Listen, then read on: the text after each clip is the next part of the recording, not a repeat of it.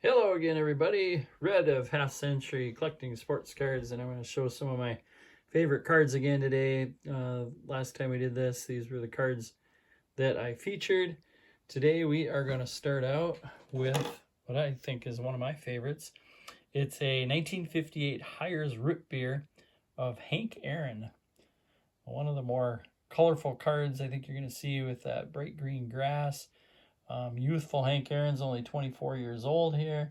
And this is right pretty much when he was becoming a budding superstar, coming off a 57 MVP season, World Series championship season, and then coming into 58 here with another World Series appearance, was third in MVP voting this year, won his first Gold Glove actually that year. And I think, Hires and a bunch of other companies were taking advantage of baseball's popularity, the golden age here, Aaron's popularity as well, and they came out with this cool set that was inserted into their box of root beer. This tab here is what was inserted in the box, keeping the card there, and everybody pretty much got a card per pack or case of Hires root beer. And we talked about before, the card design was based off what 56 Bowman was going to look like. Then Topps bought him out, so it never came to be. But it's got that knothole look. Just a really cool Hank Aaron, I think. Here's talking about some of his exploits on the back.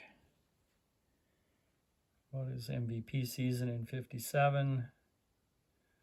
Almost winning the batting crown. 44 homers, 132 RBIs. One of my favorite cards. Got to make this list. 58 Hires Root Beer Hank Aaron. All right, next we are going to go back in time a bit. Try to lessen the glare. So we're in 1933 here, the same year of Gaudi's real famous set.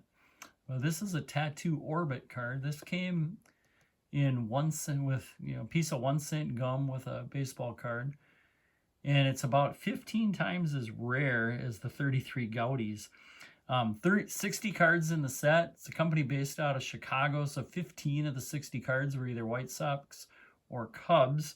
There were no Yankees in there, no Giants in there, no Senators, no Tigers, but hefty on the Cubs, which Gabby Hartnett was one of. He played 20 years, lifelong Chicago Cub catcher, was an excellent defensive catcher in his day, and he kind of became a really good hitter as well.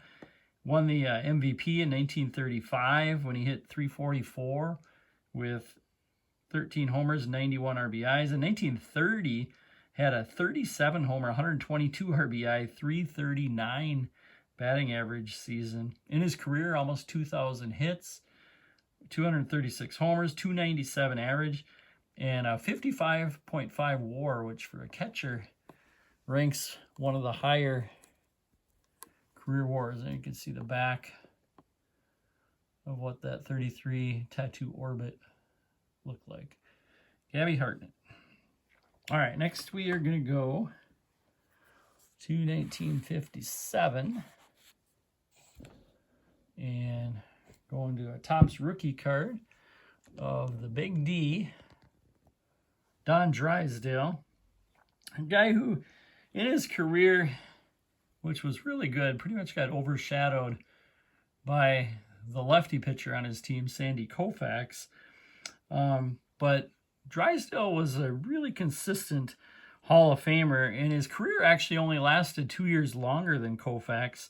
He had a 12-year career, and by age 32, he was retired with a sore arm. And it tells you how the Dodgers used their starting pitchers, especially those two, in those days. But in those 12 years, Drysdale ended up winning over 200 games, almost 2,500 strikeouts, 2.95 ERA, and all those other than the ERA are better than Mr. Koufax for his career. In fact, his career WAR, 67, was 18 points higher than Sandy Koufax.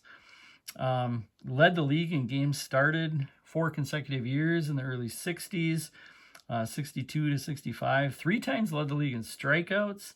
And that 1962 season was really his best season. And you can see on these league leader cards, put out in 63, he led the league in strikeouts, led the league in wins. He was on the ERA leaders, which teammate Sandy Koufax won. And Drysdale ended up getting a Cy Young that season. And then you go to the next year, 63, big year, and that was a World Series championship season for these Brooklyn Dodgers, or Los Angeles Dodgers. And the team they beat in the World Series that year, the New York Yankees, which today starts the 12th time the two of them have met in the World Series.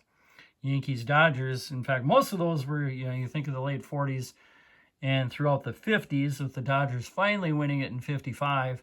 But then they also won it in 62. Then they played again, 77, 78. And then you get to 1981. Fernando Mania hits, and the Dodgers won that one. So we'll see what happens this year. I'm hoping for the Dodgers. But we got some great players. Shohei Ohtani, Aaron Judge, Juan Soto all playing in that World Series. Mookie Betts, can't forget him. Should be a lot of fun. Even though they're two big market teams that, if it happens, I guess, once every 43 years, that's all right. Next, we've got another Hall of Famer. And this is his first solo card. He had, the 72 multiplayer card with Cecil Cooper. I should have got that out. But the card I like a little better is the 73. This happens to be quite a bit off center, but it's a Carlton Fisk. Now, this Vermont native had a 24-year career as a catcher, so even longer than Gabby Hartnett went. But in that career, Pudge played in 4 different decades. He played only in 2 games in 1969, but then played in the 70s, 80s, and 90s. His most famous moment was a home run in the 1975 World Series, and I'm going to relive that a little bit here. I'm going to show Game 6. Fisk will lead it off, has a single and has walked twice. And the wind blowing out. There it goes, the long drive. If it stays fair, home run. We will have a 7th game in this 1975 World Series. A lot of body English for Carlton Fisk. Watch it. How many steps does he take? 1. He waits to see it. Get over, get over. He knew it. There it is.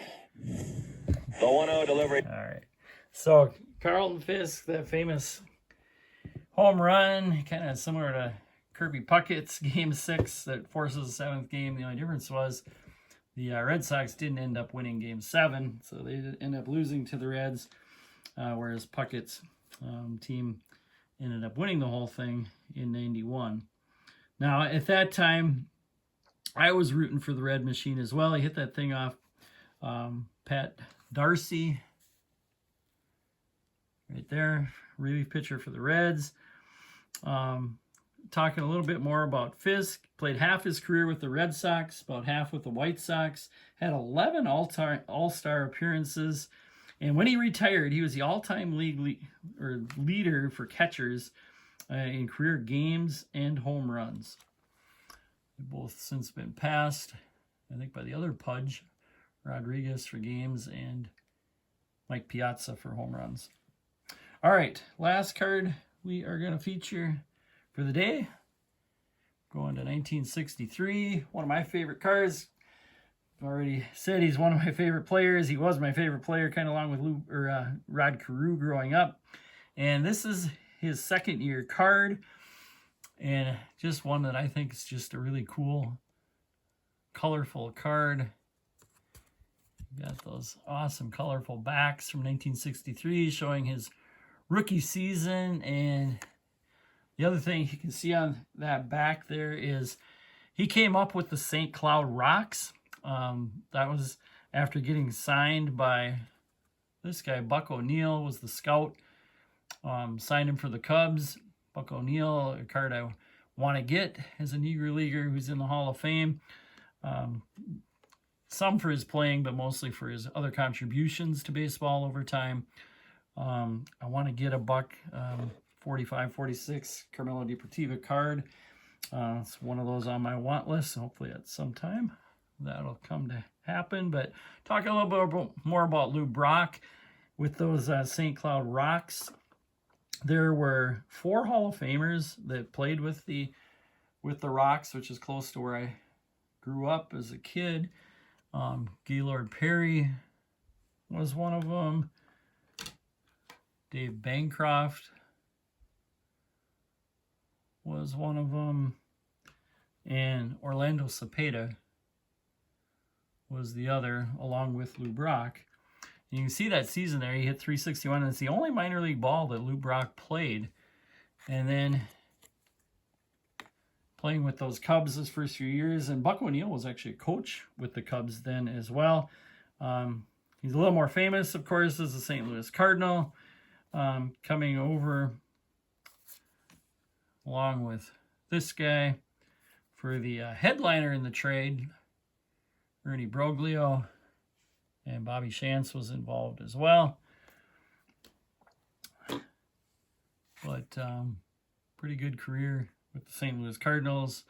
And kind of in this World Series week, Brock was one of those who had a great World Series career. And then I want to show what a 1963 pack looked like. They're a little more plain. But this is one unopened pack from 1963. Happens to look like.